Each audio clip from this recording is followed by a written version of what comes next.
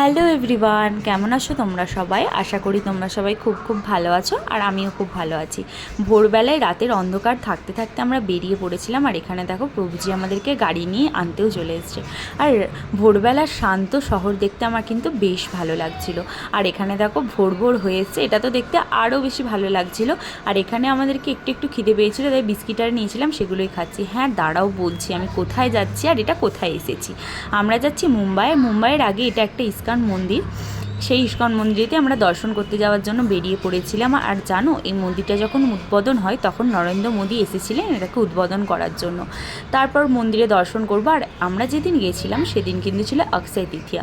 আর অক্ষয় তৃতীয়াতে ভালো কাজ তুমি যেটাই করো সেটা কিন্তু অক্ষয় হয়ে থাকবে। তারপর দেখো, আমি এখানে ভগবানকে দর্শন করতে চলে এলাম। এখানে রাম, লক্ষ্মণ আর সীতা ছিল। আর এখানে দেখো কৃষ্ণ আর রাধা, আর এখানে দুটো সখী ছিল। তো দেখা হচ্ছে নেক্সট পার্টে। টাটা। ভিডিওটা ভালো লাগলে